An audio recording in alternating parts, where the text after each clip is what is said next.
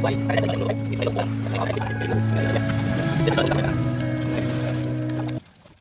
magandang araw po sa lahat. Sa video naman guys, ipapamalas natin sa inyo.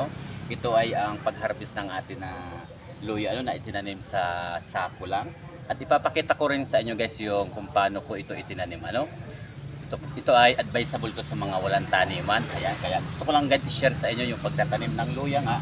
At ito nga dahil may order sa atin ngayon, aanihin ko na yung luyang ating itinanim dito sa sako. Kung makikita nyo nga, nandito lang sa katabi natin.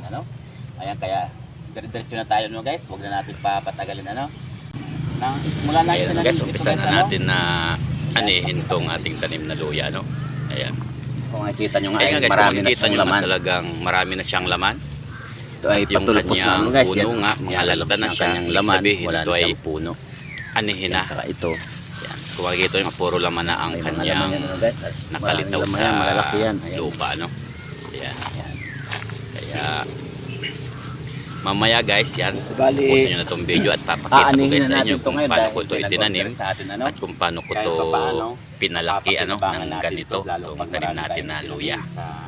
Ayan. Kaya pwede natin guys yung itanim sa mga sako o mga sundan nyo lang guys ang ating video para ma-share ko rin sa inyo yung pagtatanim ng luya dito sa bahay na tayo may tanim ng ganito, hindi na tayo bibili pa paano natin ito palalaki dito kaya sa ngayon harvestin muna natin to. So guys, yung simulan maya guys, papakita ko sa inyo kung paano ko ito itinanim. Medyo malambot lang naman itong lupang to guys na natanim mo nitong luyang to dahil ito ay kita nyo yan, mga organic ang ating nilagay na lupa dito. Ayan, makikita napakalaki ng laman yan, malambot ang lupa. Ayan. Ito ay marami na rin tayo nakuha dito dahil pag nagluluto tayo, kung buwagag naman ang lupa sa inyong lugar, mas maganda kung direkta natin sa lupa. Pero kung medyo matigas o wala tayong pagtataniman, lalo sa mga walang lupang mapagtaniman na bakante yun nga, pwede natin itanim ko sa mga sako o sa mga lumang container lang ito, maliit lang, pero hindi natin ginagamit Gandahan guys. Yan guys, napakalaki ng laman yan ang pinag-umpisahan nito ay halos isang daliri lang na luya pero ito halos magkakalahating kilo yung ganito kalaki. Halos nagkakalahating kilo. Kaya bawat puno ng ating tinatanim sulit naman kapag naalagaan natin ng maayos ang luya. Talagang lalamanan tayo ng itong lupang to malaki at matatabang laman. Kaya nakakatuwa guys kapag ganito ang ating tanim na ito nga mag-harvest na tayo, hindi natin namamalayan na kamay na lang ang ginagamit ko dahil malambot, marami na palang laman ang ating tanim na luya. At marami na rin ako nakuha dito kapag ako ay nagluluto gaya ng tinola o ginagamitan ng mga luya. Ayan, pumipit na lang ako dito ng kapiraso. Ayan ang laman na gagamit na natin na hindi na tayo bumibili pa sa tindahan o sa palengke Ayan. Yung tanim natin ditong luya mga ilang sako lang itong ating tinaniman mga nasa 8 sako lang to o higit 8 sakong luya ang ating itinanim dito Ayan. Dahil nga ang purpose ko lang talaga nito pang sarili lang, kaya nga itong lalaki ng laman ayun, may nakakita, nag-order. Kaya yan, bibenta na lang natin dahil hindi naman to natin mauubos. Kagandahan kapag magtatanim tayo gamitin sa pagluluto kapag lalaki luya. Yan kasi puro laman yan. Napakalaki nito, halos maging 1 kilo to pag ganito kalaki. Ayan. Puro laman yan. Ang luya kasi guys mas maganda kapag itinatanim guys, medyo magulang na ang kanyang laman. Hindi siya gaanong mura.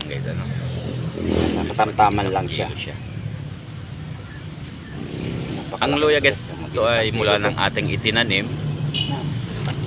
Pwede na tayong mag-ani kapag 4 months to 5 months, kaya lang medyo mura pa ang kanyang laman kapag ay malambot pa.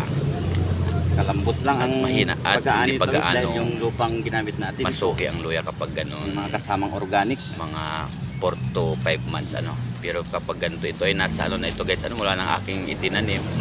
Nasa 8 months na to. Talagang nag-aani ako ng luya kapag hindi naman natin ito mauubos na lanta na ang kanyang mga puno. Kumbaga ay makalabas na ang kanyang laman. Medyo matigas na rin ang kanyang laman. Talagang pagpupuhaan na lang. katamtaman anihin, ano. Depende naman sa gusto natin. Kapag malambot ang gusto natin na luya, mga 4 months na 5 months, pwede natin itong anihin. Pero ako nag-aani para medyo talaga matigas, para medyo para matagal mabulok ang luya. Mga ganito lang, pinapagulak ko ang luya bago tinanim sa gilid ng aming bahay. anihin, ano, para matagal mabulok. Kapag sasako talaga guys, lalo pag magandang lupang ating ilalagay, talagang lumalaki ang laman. Guys, ano, anihin muna natin tong lahat na tanim natin dito sa Lalo sako. na guys, advisable to sa mga walang tanim. Di bali, niledlad ko lang to dito sa Yung lupa, ano. tanim ng luya sa Sa sako. tabing bahay ko lang naman to itinanim. Dahil dito sa amin medyo matigas ang lupa, kaya naisipan kong itanim dito sa sako, ano. At Marami na siyang ito laman. nga ang resulta, maganda naman. Kaya gusto ko lang i-share sa inyo guys, ano, kung paano natin mapapalaki ang luya. Kaya maya maya pagkatapos natin pag-ani, napakita natin sa inyo kung paano ko itinanim to at pinalaki ng ganito ang luya, no. Ayan. Kaya halos talagang hindi halos para-pares ang kanilang laman, ang lalaki. Ayan. Para lang tayong kumukuha sa lupa, no. At napakabilis lang anihin kapag ganitong nasa sako lang. Ingat, maya maya hugasan natin to. So guys, kala natin walang laman, pero yan. Malinis. Yan guys, ano. Di bali magtatanim ulit tayo dito, ano, panibagong tanim Tapos na rin tayo gagawin guys natin. mag-ani. Para sa sunod na pag-harvest, meron na naman tayo. Yan. Maani. Tabay lang guys, maya maya papakita ko sa inyo yung pagtatanim natin dito sa sako.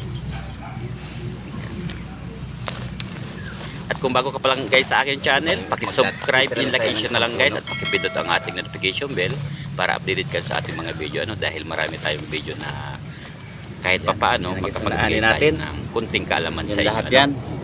Yung Yan. marami na rin to, ano. Yan guys, natapos na nga tayo mag-ani. Ayan, ito ay ating iipunin na dahil dadalhin natin dun sa tubig, ano, at hugasan natin to para maging malinis.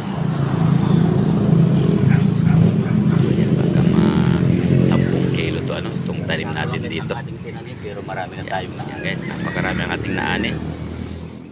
focus mo lang.